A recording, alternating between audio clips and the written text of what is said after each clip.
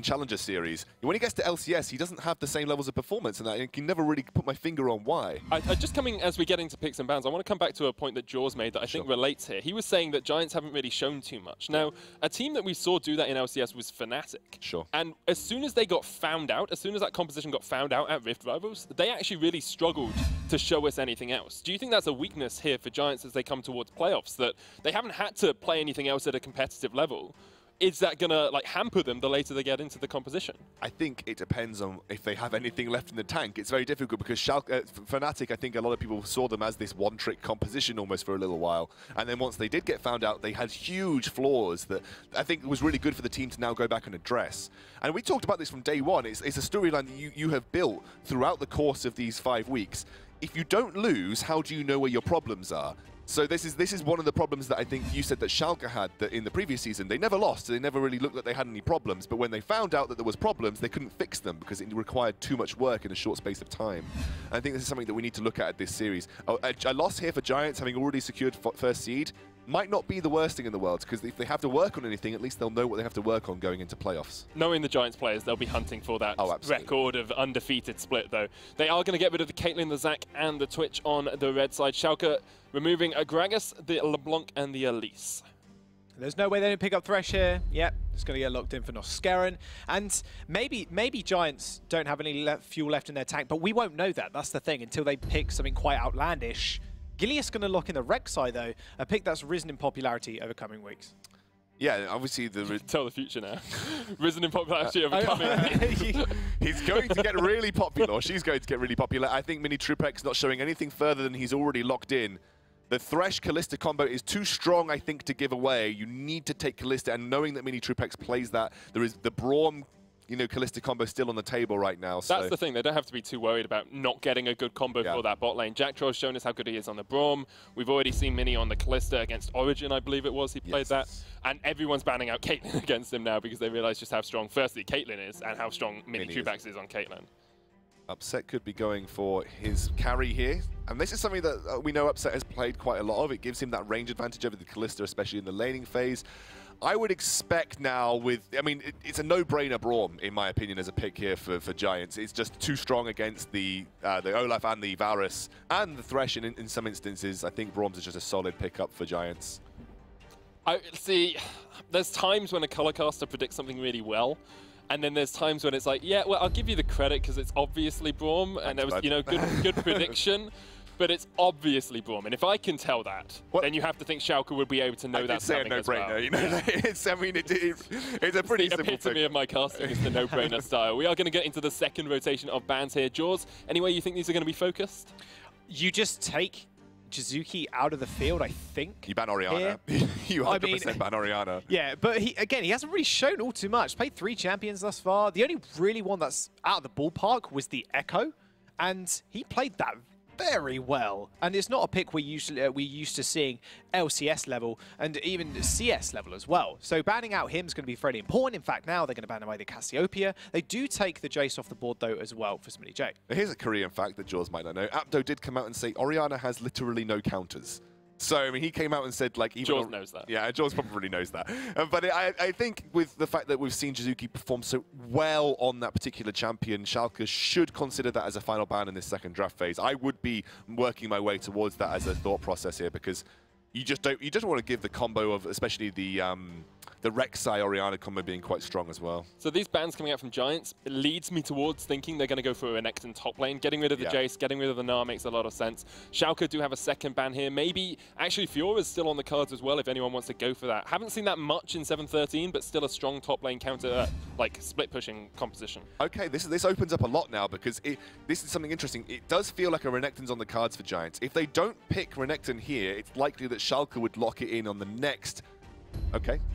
On the next okay? On the next okay. Well, I guess you just take Kadril, you give him Orianna here, and then you round things out with something in the top lane that... You need CC in your top lane for this Schalke composition. Otherwise, the Olaf's running in. You've got Chain of Corruption, and you've Galio's got still up for pick. Galio would make a lot of sense. I like the Galio-Olaf combination. I think Galio and Orianna could be a really good pickup here for Schalke. It's the Golaf composition. Yeah. What's a little bit left field? They do lock in the Fiora, but what I was going to say, what's a little bit left field is this Nautilus. It's not hovering on any sort of boundaries right now coming into the meta, but he's so tanky. And maybe next patch he's really going to rise to fame, but locking down someone like Mini Trupax is fairly easy when you just click R after you've anchored someone in the front line who's going to be in the front line for Giants right now, where you've got a Braum and a Rek'Sai. You anchor on him, press R on the back line, then you have Olaf run in. It could have been a pickup there, but a pushing lane up in the top lane is very, very proficient as well, especially coming up against Giants, who you know are going to be Gilius, sorry, is going to be everywhere on this Rek'Sai. So you know the Orianna comes through, that's a pretty standard pickup, I think, for Kadril in this situation. You deny it from Jizuki first and foremost, and it gives you solid wave clear, because when you pick a Fiora, you need to have something that complements the rest of your team by having good, consistent, safe wave clear, and Orianna does provide that for the team. Echo is going to get locked in, though. Great pick up earlier on from Jaws there. Jizuki has played it once before. I can't remember which game it was. It must have been in the first couple of weeks, I do believe. But very strong, especially into these low mobility AD carries and low mobility mid laners. You can catch them out, can also match up split push if you need him to later on into the Fiora. He has a second chance as well using the ultimate.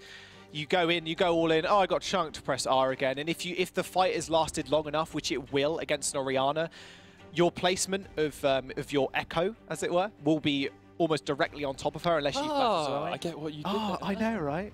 But so that's quite important in the 1v1. It's almost like he was named for that reason. I know. Well, you know, just picking up on it. But Kadril not taking the teleport here, I think, would be a bit of a disadvantage to him, because you know Ruin is going to be kind of split pushing on this Rumble, and Echo's going to be doing the same thing, which he's very good at. His build path's very, very clean in that regard. He has got the Lich Bane available to him. Tower taken potential is huge, so I don't know. I think, personally, I'm going to go a little bit further away from that sense and say that you have got a Fiora. Fiora is a split push monster. She is designed to do one thing and one thing only. She sits on a side lane and she dominates, right?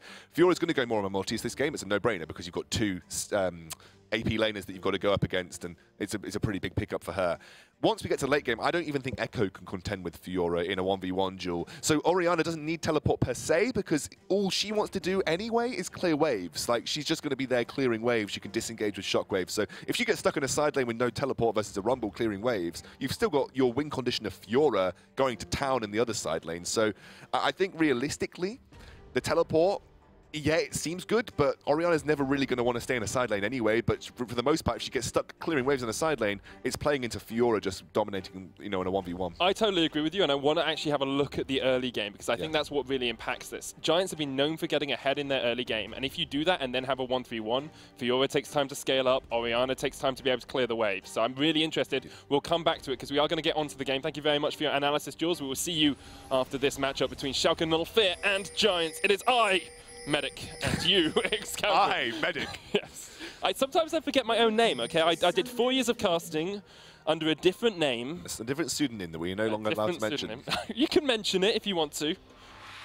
Good old Sona. Outside of broadcast, I do still call you Sona. Everyone does. Yeah. Everyone does. I think the only people who don't call me Sona are the people in Berlin. So, like, Quick Shots and Deficio and Vedius and those guys call me Medic, because that's who they know me as. But at the moment, what we know is that Schalke are the undefeated champions. They, of course, lost this split. And Giants are the ones trying to take that sole spot away from them, that sole record-holding spot. They need to win 2-0 today to secure themselves the undefeated split. We do have a pause coming out, and we'll be back as soon as we can, guys. Sorry about this. It wouldn't be a Medic Scoundrel cast unless we had a pause early on. I think you touched on a really nice point, Medic, where you talked about... It's very rare that that happens, in all honesty. Actually, the more and more that you've been doing professional League of Legends, the better and better your points have been getting. It's as if when you practice something, you improve at it. It's like PSG, they should practice mid-game. Anyway, that's it. Let's talk about this point. You made a really nice point about the fact that, and we saw it so illustrated so well in the previous series, that when you have a top laner that is so influential in your game plan, and you absolutely take a metaphorical on them, you know, you metaphorically put a lot of pressure on them, it results in a real unwinding of the game plan. If you shut down Fiora early game and then you enact this Echo versus Fiora matchup, which would be the ideal matchup you feel for them to take eventually, especially if Echo gets ahead, Fiora's going to struggle, and then suddenly you get Orianna, with the point Jaws brought up, Orianna locked into a side lane clearing waves, and then it just becomes worse and worse for Schalke. This is a very important matchup for Smitty J to do well or even in, because if it gets to the mid game when you want to enact a split push and your split pusher is behind, no bueno. Well, the best thing about that Rumble Fiora matchup is you can just wave clear against her. Before the Tiamat, she's going to struggle a little bit, especially with the Electro Harpoon. The best thing about Fiora is just getting on top of someone, just proccing the vitals, but Electro Harpoon, scrap shield backwards, and then you just flame spitter. You can't really lunge after that because the cooldown's already off, and that's going to be the massive catalyst, like you said. If that Fiora gets behind, they're going to have a massive problem in the mid game. Smithy J did have a little bit of lag, so we had to get that sorted out, and now we are back onto the Summoner's Rift. I want to talk about this 1-3-1 a little bit more, Excandro. I want to break it down, because often we say, oh, you know, this one wants to get a side lane, this one struggles in a side lane. Let's talk exactly about how the mechanics of it work out. So say I'm Giants and I get slightly ahead. I put Ruin in a side lane, I put Jizuki in a side lane. We've already extolled their virtues. I want to focus on mid. You've got a Kalista, a Braum, and a Rek'Sai. How does that match up into a Varus, an Olaf, and a Thresh coming out from Schalke? Well, you just... For the most part, you're going to just try and clear waves and disengage with the Braum if you have to. Like, you don't have to commit when you have a 1-3-1. When your sole purpose of having 3 in the mid is not to take turrets. That's the point of a 1-3-1. You're not designed to function in the mid lane. You're designed to hold things in the mid lane, so your side lanes into their individual matchups get the work done, and then you rotate as a 3 where necessary to influence tower dives, to influence sieges. You are there to keep the mid lane safe, and then if you need to, move to a side lane to facilitate your solo laners. So, you know, that 3 in the mid, it means less than those side lanes, and that's really what we need to focus on. Giants, if they can get those rotations off, do have good engage, with the Braum jumping in from the Fate's call, with Rek'Sai there as well to follow up.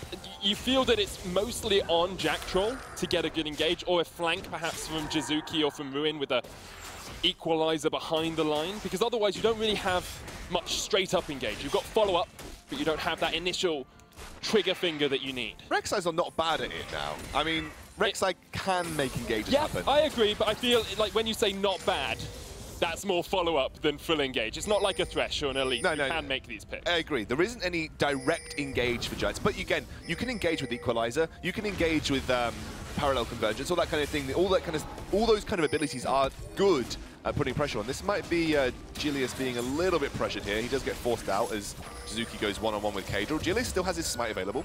So because Giants have been able to push in the bottom lane and the mid lane, they were able to go for that relatively safely. Memento was able to smite the red though, so he secures that for himself and scales up a little bit more on this Olaf. It's always safer when you have shoving lanes to make a jungle invade, because you know that then if the enemy laners want to respond to your jungle invade, they make the decision between losing CS under tower and experience or helping their jungler, which is a very tough decision to make because it can put your laners so far behind if they do come into the jungle. So let's talk about these shoving lanes, because it seems already like Giants have 3 lanes that are going to push in early on against the Schalke Nullfear lineup. And a lot of people would think, well, when you're pushing a lane, especially in my solo queue games, it's so hard to gank because you're looking to dive underneath a tower, the Rek'Sai's looking to push up. How does having these pushing lanes actually facilitate Giants early on? Well, remember, the name of the game right now in League of Legends is getting pressure onto turrets. So the more you shove the lane, the more pressure you get onto turrets. It becomes a war of attrition in cases. Get a little bit of damage down onto the turret, push onto the turret. Oh, wait a second. We just got a roam down from Ruin here. Memento has spotted him out and can chase. He's got 1 undertow in. There's a second. Ruin goes overheated. Jizuki coming in with a parallel convergence. Has already used the teleport into the lane, but this is something else that you see when you pushed up a lane. Ruin is able to roam without getting spotted out. Exactly, and that's where vision needs to come down for Schalke. They need to make sure they are keeping tabs on where movements are happening between lanes, because it's so important when you're having all your lanes get shoved in that you know exactly where the enemy laner is when they leave that lane. And you're right, you know, the roams aren't incredibly strong. I think Echo will be doing the majority of the roaming. I think at level 6 they've become a lot stronger than they were at level 4. I think Ruin, when he gets his equalizer, can actually make a decent roam to the mid lane. But it was a good move because Fiora had frozen things under the turret. He really had nowhere to go. He didn't have much vision of the river, so he knew that he was susceptible to a gank. Doesn't have to flash away either as well, so he got out of that Olaf gank pretty nicely there. And coming back to Ruin with these early roams, we saw him do this last week on Jarvan and on the Gnar, and now he's doing it on the Rumble. In the first 3 or 4 weeks of Challenger Series, this split, he was very quiet. You have to remember he's come from a background of only playing in qualifiers for the Challenger Series, never really stepping up this next level. And then last week, he really came into his own and actually carried Giants in a couple of games. I think we've seen a really strong development from Ruin across this split into a very strong and powerful top laner that a lot of people in the Challenger Series respect as a 1v1 and teamfight threat. Absolutely, I completely agree. I think he's come into his own over the course of a few weeks. Fiora picks up Tiamat to help shove back against Ruin. That was one of the major issues. She hasn't got great wave shove until she gets that Tiamat, and obviously with Flame Spitter you become a very powerful wave shove tool. Ruin is potentially going to get caught out by a nice long-range ward placement. Intelligent warding. Yeah, intelligent warding. Doesn't commit too hard to that brush to get the ward down, and won't get caught out by Memento there, who doesn't really have much hard CC to punish him with either. You really only have the undertow. One thing I am worried about here, Sona, is that... let's call you Sona. One thing I am worried about here, Medic, as we go on through this laning phase, you mentioned the shoving of the Giants roster. I actually think that is going to play into favor for them in the mid and bot side of the map, but maybe not so much in the top side of the map. You want to punish a Fiora to prevent her from scaling up quickly. You want to be able to put pressure on her as much as possible. If you shove her in consistently, she doesn't really become a very easy target, especially post-6 now. It's even harder for Gilius to facilitate a dive onto her. Gilius is going to try and sneak away some Razor Beaks here. There is a ward. Kadril spotted him out and tried to take some with the command attack for himself. I saw the best meme I've seen about League of Legends in a long time the other day. Was it a picture? It's a picture of Orianna, and it says, "Why is Orianna the best champion in the game?" It's like, she command protect, but she also command attack. Oh, it made me giggle. If you want great quality memes like that, follow my Twitter. Nice plug. Yeah, also follow Twitter of ESL, as they have thankfully housed us for this Challenger Series. Ruin's going to continue just to push into Smitty here. Has gone back.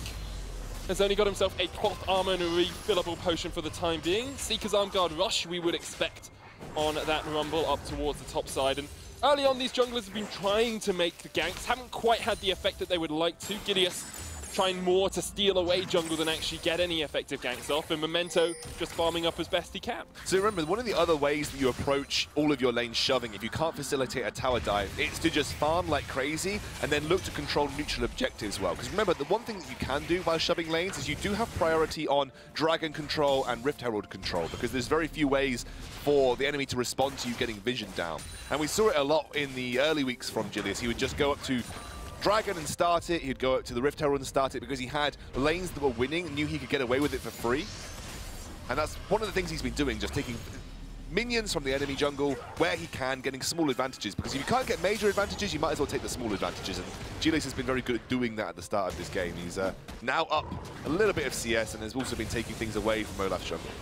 And these mini advantages build up into bigger advantages. I think one of the key proponents of that, the key theorists of that, is Mini Trupax in the bottom lane. We've seen time and time again, he doesn't really dominate his lane, but he slowly farms up in the lane, gets a CS advantage at 10 minutes, gets a CS advantage at 15 minutes, and later on, he's half an item to a full item ahead of his enemy AD carry without any more kills. Here, he's about 10 CS up or so. Shockwave is going to hit onto Jizuki, but the Echo is great, and he will just jump his way back. Kadril's been really dominant in this lane in terms of trading. Obviously, the CS is very similar at this point in time, but Kadril's done a very good job, and now especially, he's got a bit of AP winding up behind him and being super dominant in this matchup with Jizuki, and because of that, it has allowed Memento to facilitate a blue... I know, I have no idea what I was saying. It's had a mini stroke. I did, I'm sorry. I'm glad we're both doctors because we need to look after me there. Memento, you know, able to then facilitate a blue invade because he knew that there was no response from the mid lane from Jizuki. It was a very safe play to make, so... And it means you're not getting a blue buff anywhere on Giants as well. You talked about the mini advantages, the small things that can change a game. Well, that's a big experience swing in favor of Memento. He is equal level with Gilius, and now with that Ragnarok, he's at level 7, has his ultimate, can look perhaps to influence these lanes a little bit more, because we've had what has felt like a prolonged laning phase. You have to compare it to Paris Saint-Germain, of course, who've really accelerated that laning phase in a couple of games earlier on. Here, Giants and Schalke satisfied just to stick in their lanes, farm up, and then play around these mid to late game power spikes that they have. Smitty J will be looking to back to pick up a Hex Drink or a Mercury Treads or something with magic resist anytime soon, because at this point in time, he's really struggling. Going to go in onto Ruin here. Ruin is going to get engaged on here. The Ragnarok comes out. First blood to Smitty J. Grand challenge down, and the first kill of the game goes to Schalke. And that is the matchup with the Fiora Rumble. Eventually, Fiora gets to the point when she can burst Ruin out. And it was a great move by Memento. Suddenly, you're getting the one lane that needs to win, and you are giving it some tools to win here. Julius is on the sidelines. I think Jack Trolls was baiting things in there, and I believe Schalke realized that Julius is around. Pause does come out. Could, of course, be that lag that Smithy J was having earlier on. Hopefully, we'll get it, whatever it is, sorted ASAP. Early game. Oh, it looks like it might be Memento, although I think all of the Schalke players are in the same location. They are, yes. So if one of them's having lag, it's probable that a multitude of them are. 300 gold... Bug Splat for Schalke, so that makes a lot of sense. 300 gold lead here for Schalke Null Fear. It's been a prolonged laning phase. How do we feel this game's going to accelerate from here? How do we feel that it's going to progress from this point? The slower game, in my opinion, I'll bring Jaws in a second because he is here on the sidelines. He's been watching faithfully. Faithfully? Makes him sound like a puppy. It's like Jaws, our little puppy off to... Look at him. Our faithful hound. We're back into game, so I'm going to exclude Jaws. Off you go, mate. You sit and stay and watch the game. Get you a doggy treat later on. I think it's an ocean drink. I think the slow game favors Schalke more so than it favors Giants, because remember, you have that lane matchup that is so important to get an advantage in, and suddenly Smithy J has the advantage. Has gone for Mercury Treads, didn't want to go for the Hex Drinker, picked up a Sheen as well. Suddenly his trading potential into Ruin is going to become catastrophic, especially as Ruin might not be able to respond as easily. Does have the Ninja tab I finished up, however, so he has got defensive options for himself, and the Haunting Guy is one of the small item spikes for that Rumble. And let's have a quick look across the items as we sort of reset after that brief pause. Blade of the Rune King has been finished on mini true packs, not quite there on towards Upset, and this is what I was talking about with those small CS advantages. Yeah. He has also skip boots, which Upset has decided to get for himself. In the mid lane, looks like we're going towards a they're making a lane swap. Proto belt for Jizuki, and this is something we have seen, especially from Giants and from Unicorns of Love, actually, on the LCS, is these earlier lane swaps. Memento caught out, will Ragnarok, concussive blows, not going to connect because of the Ragnarok, and Memento is actually going to go very low here as Gideon sinks in the fangs. Jizuki gets the kill. Now Norscaren's going to join the fight. Jizuki, no ultimate. Flash, play. There's the equalizer down. The hook lands as well onto Ruin. Norscaren made the rest of your team and nowhere near you. He will retreat for the time being. Now he's caught unaware as Smithy J comes for the flank. It's another kill to the Fiora. And they deliberately gave that over to Smithy J as well. They knew he could finish it off. It is very important for him to get that advantage. Also, do you see what Giants did just previously to that? Although it didn't work out for them, they swapped lanes to take Ruin out of the matchup with a Sheen Fiora, knowing that it would be a very hard matchup for him to function in. Before a tower went down, swapping things over, and now Smithy J has to contend with a 2 versus 1. But this should be first tower of the game going over to Schalke, and what a tower it is. It is that mid lane tier 1 as Smithy J takes a huge amount of damage from mini true packs. Hasn't got the flash. Concussive blows does not quite connect as Giants are forced back off the tower. First tower blood, as you say, did go to Schalke. They have themselves a 1,000 gold lead 13 minutes in. Actually, on average, they are about 1,250 gold ahead at the 15-minute mark. It's one of the few teams that has a positive gold, or a highly positive gold, at that 15-minute mark. And it's interesting to see the battle between these two teams, because Giants traditionally have been a very strong early game team, have a great tower taking potential early on. Actually going to see the hook onto Jack Troll. Fate's Call pulls him out, but coming back to that point, Giants tend to be traditionally very strong early on, as do Schalke, so it was intriguing to see how it balanced out at the start of this first game. It looks like Schalke have the slight advantage here, Exdown. And this is what I was talking about when it comes to the early laning phase. I definitely feel like the early laning phase favored Schalke by pushing up so quickly, because it meant that Julius was unable to exploit that top lane matchup, which is very important for them to not get behind in, because Fiora is, like Jaws alluded to, the linchpin of this composition. She needs to be ahead for them to function. If she is behind, then suddenly this 1-3-1 becomes really effective from Giants. If she's ahead, she actually wins most of these 1v1 matchups. And she looks like she's working towards her Triforce. Once her Triforce gets completed, that's a big item for her to have on board. Although if you look at this setup here, very good move onto this tier 1 turret in the top lane, but I believe they are aware that there's a gank waiting for them in the sidelines, and they are going to just hold off for the moment. But if they do release the Rift Herald, which they have on Julius, it will take that top lane tier 1 with ease. Could also be used in the mid lane, though, however, too. Again, it's a decision-making process here for Giants, isn't it? And something we haven't seen too much from Giants is how they play when they're behind in the early to mid game. How are they actually going to make decisions at this point? Because we talked about it even before we got into the game. Is it a good thing for Giants perhaps to be challenged a little bit more today, perhaps to even lose today, so that they taste what it's like to be behind? They haven't been challenged by any of the other teams to any great degree, but Schalke seems to be putting their mettle to the test early on here. I agree. I agree, and I think, yeah, thanks, bud. But I think it's important for them to realize that they may have weaknesses in their game that they need to address before they get... They will have weaknesses. Yes, exactly, and everybody has weaknesses in their game. Even SKT now, you know, struggling in the LCK. Seems like patch 7.13 is their weakness, unlucky for some. Eh? Exactly. 0-5 at the moment on that patch. Tough for them. But again, you know, Giants need to address these issues before it gets to the playoff. Don't make a Schalke. Schalke, you know, they got to the playoffs thinking they were invincible. There were the memes of the Schalke tank rolling around, just literally rolling through the opposition. And it looks like it missed a gear and broke down, and it got to the playoffs. Yeah, Misfits artillery was ready for them. They had the anti-tank guns prepared.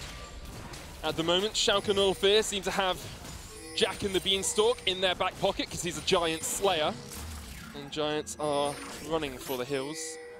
Reminds me of that Rick and Morty episode. Did you watch Rick and Morty? Of course. The one with the Giants, and they go to Giant Court where they accidentally kill the big giant. I always found that an amusing episode.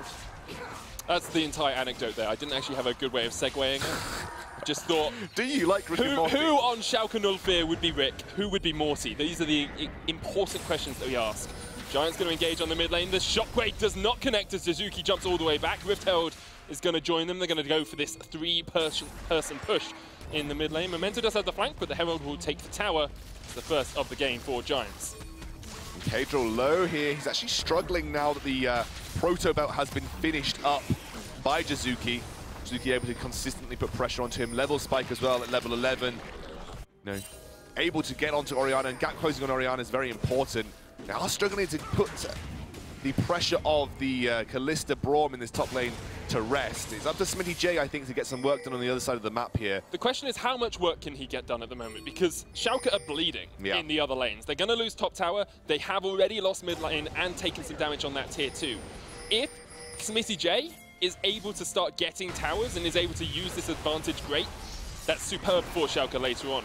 But they need to be careful of how much they give up just to get Smitty J ahead in the side lane. Smitty J needs to start making some solo plays. He needs to put pressure onto Ruin under this turret. Ruin does not have Zhonya's yet. Looks like they have keyed out that Julius is doing this Ocean Drake. He was trying to do it because obviously Memento has been drawn to the mid and top lane because of the pressure exerted by the Giants roster. They are going to shove onto this top lane tier 1. This might be a good opportunity for them, but they are going to back off, not knowing where Jack Trolls and Mini Trupax are. But again, you know, they want to desperately defend this top lane tier 1. They either give it up and orchestrate something else on the map, or they have to consistently bring Memento up to just babysit this top lane, which is difficult because he doesn't want to be drawn to that top lane consistently. Julius has had the freedom to roam across the map right now, able to try and make plays like go for this Ocean Drake and capitalize on Jizuki winning the 1v1 matchup with Kadril now. Smitty J as well, like we say, he needs to make plays. He's not known for his playmaking top lane. It's like he's known for lane bullies in the form of Renekton, and known for his Gragas, and perhaps even for his Jarvan this split, but not really known as someone who is able just to carry a team on his back. He needs Triforce, I think, before he could do this. Oh, definitely. I think he, like, Fiora, we've always said, scales up later on into the game. And at the moment, Giants, they're in an okay position, but Schalke, they haven't lost yet. Oh, no. So when I say they're, you know, falling behind, I'm not saying they're going to lose the game. I'm just saying they need to be careful how much they do give up towards this Giants roster, who have shown us that their late game team fighting is incredibly strong. Triforce finished. I would imagine you'd want to see a Hex Drinker now for Smitty J. It just makes a lot of sense that Laura Mortius would be a good pickup in this particular composition that he's facing. It looks like Jizuki's going towards a Lichbane as well. Great split push pressure, great 1v1 pressure, and I think, you know, if you're Schalke, you do not want that to happen. You do not want him to get to that position. They've just got out of position here in the top lane. They are going to give up that top lane tier 1 eventually. Does mean that you think that Schalke should start to put pressure elsewhere. They are going to go to the bot lane, so there we go. That is the return pressure that we see. They will trade bot lane tier 1 for top lane tier 1. They'll be happy enough for it. Gold's still very even between these two teams, coming up to that 20-minute mark. Schalke 04 will have 1,000 gold or so Oh, they're going to push. Advantage. Look at Giants. They have found an opportunity to push onto this bot lane tier 2. They might even just get this. It's very low. I think Schalke were caught out of position here. This is a mistake from them, especially since Kalista isn't the best at tower taking. Having an AD jungler definitely helps Gilius with the Tiamat, and I think that's a Cinder Hulk as well, sitting on his enchant. So even not that much AD coming from the Vex side, but Giants able to catch Schalke off guard. Completely caught out of position. They were defending the mid lane and also deny the blue buff from Kadra, who's now getting focused. He is. Power of Convergence comes out. The Blast Cone knocks him out of it, and there's a Lantern for him as well. What an escape. Gilius with the Void Rush finds exactly that. Nothing at all, and Smitty J now on a killing spree. This is the moment we wanted to see at Scoundrel. We talked about it in picks and bans. When Smitty J can pick up a solo kill, that's when Schalke know they have Giants on the ropes. Yeah, exactly. This is what we need to see. Smitty J, he gets a solo kill in the side lane. Suddenly, Giants are going to have to start to think about how to address this Fiora. No longer they can gallivant across the map as a 4 and go for these massive shoves, leaving the Fiora lane to do its own thing. Suddenly, Fiora has become an issue that they need to address. And is it now going to be the fact that they're going to bring Jizuki into the side lane versus Smitty J? That might be the cause here. It's still not going to see a Hex Drinker coming out for Smitty J. He's working towards a... What is he working towards? Is it going to be a Ravenous Hydra? Yeah, he's working towards a Ravenous Hydra here, which for the lifesteal, you imagine. Makes a lot of sense, especially playing into a dot-based champion. Having that extra lifesteal can sustain you up. But I agree, Hex Drinker at some point would definitely be beneficial. Giants do not want Ruin versus Fiora anymore. So if Giants can help it, he's never going to have a side lane matchup versus the Rumble. It's going to be Jizuki versus Smitty J now. And Smitty J Jizuki does now have his Lich Bane. So actually that's a really good trading tool, you know, in a 1v1 matchup. And it might be very hard for Smitty J to stick to this Echo. This could be a better matchup for the Giants roster to contend with, and now Rumble's going to have that time to be... Oh, what a great hook! What a hook! Momentum in the front line. The hook has landed onto Jack Troll. Giants trying to turn it around. A double shockwave upset gets Jack Troll. Where's Mini like, going? Goodbye, guys. I'm fighting against the Olaf. He does kill him in the end. Giants have reacted, though. Chrono Break comes out with Jizuki. He's gone all the way back to the other lane. Smitty J says, thank you very much. I'll take a 4v1. A triple kill for upset, and Schalke tank is on a roll. Okay, there were so many things that were awkward about that fight. The first of which was Mini Trupak was like, I've got this guy. It's just a couple more spears. Doesn't kill No, he did kill him. He killed Memento. Eventually, yeah, eventually, but he was halfway off to the side of the fight. He abandoned the rest of Schalke, ripping his team to shreds. And then Jizuki was like, oh, I better rewind here because I'm in a bit of a tough situation. Rewinds all the way back to the side lane, completely nullifying the teleport. He teleports in, chucks down a parallel convergence, just goes, right, I'm done now. That's all you need to do, you know? It's just like, oh, guys, have a stun. We'll watch it again. The hook to start it off was superb. So check out Mini Trupaks here. This is obviously getting baited into chasing down this Olaf, but in the meantime, Schalke have ripped apart the Giants roster. And we're going to take a look at Echo. Shoves down the parallel convergence, gets caught. No, he doesn't even shove it down. He literally just uses rewind. Oh, Chrono Break. And Smitty J didn't even teleport. He just literally walked over to the fight to clean up. I think it's quite apt as well that Smitty J and Memento are playing so well this game when they are former Giants members. They're playing up against their old organization, and they're the ones who are going to take away this undefeated spree they've been on. Once again, Smitty J kills Ruin. And I talked about it earlier on. I said Ruin had started to step up. Well, Smitty J says not today. And go right back down to the depths of the fountain. He needs to wind this all the way back to the laning phase here, Medic. That's what Jizuki wants to do. Yeah, literally. You need to wind this all the way back to the laning phase. Ruin was consistently pushing Smitty J in, as you expect. Gilius could not influence that lane. Memento did go to the top lane to give Smitty J the lead necessary to enact this Fiora strategy. It was so strong. Giants, maybe there was a cause to make an early lane swap. Yeah. There might have been a cause to start to put Giants out of them into a match where they could have rotated their lane very early on. At the 11-minute mark, they tried to make the lane swap. Too late, though. Yeah, it wasn't too late, firstly, and secondly, they got caught out making it, and that's where Schalke were able to get this ball rolling. Now they have the inhibitor tower down in the top lane, only 24 minutes in. They are 4,000 gold ahead, and look even at the level disparity between Smitty J and Ruin. Smitty is 16, level 3 ultimate. Ruin is sitting at a meager level 13. Nowhere near that level 3 ultimate, nowhere near Azonya's, nowhere near an impact in these team fights. And that is an open inhibitor for Fiora to shove into now. She's just said, Mercury Treads is enough for me. Going for a BF sword, working towards what we imagine is going to be a Guardian Angel with the armor in tow as well. This is what you want a Fiora to do. Fiora is unstoppable if you let her get to that phase, and that is one of the major mishaps that Giants have made this game. I think failing to recognize that, yes, Julius was getting work done by getting a little bits of farm here and there. All of his lanes were pushed, so he couldn't exactly do anything major, but he needed to be in that top lane to negate this Fiora. He needed to put Fiora on the back burner for at least 10 or 15 minutes. They are trying to punish her by setting up for Baron.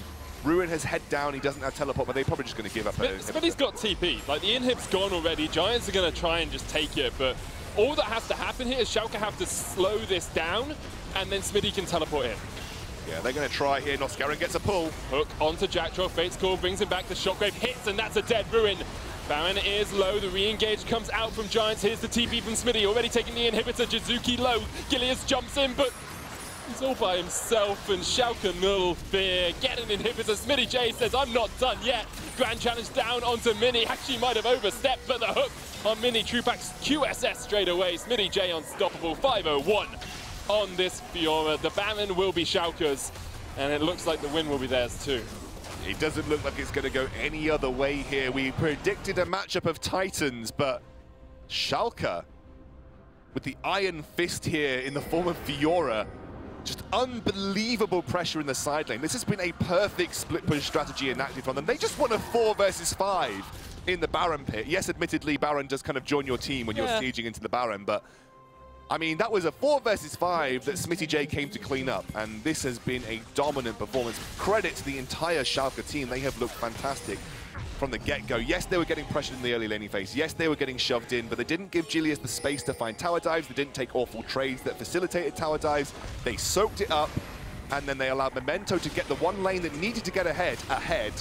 And once that was done, not much the Giants could do, because no one can match up to a Fiora that is 5-0-1, really. And I think it's odd to say, because Schalke last split went undefeated, but I actually think this Schalke is looking better than the Schalke of last split. I actually would be in accordance with that. I genuinely think this Schalke have, yes, they've got mistakes. Yes, they have struggled in some games, but they have looked dogged. They have looked like they've been able to fix their mistakes and work on it. They've got incredible talent. And that's the point. I think it's the adaptability and the different play styles they're running as well. Because early on it was all upset being the hyper carry. Now they're willing to put more carry potential on Smitty, on Cadril. They look for the engage on Gilius under the tower. Equalizer from Ruin, but it does basically nothing.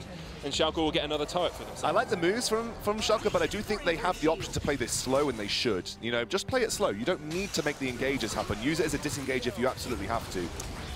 Just allow Fiora to do work in the side lane. Oh.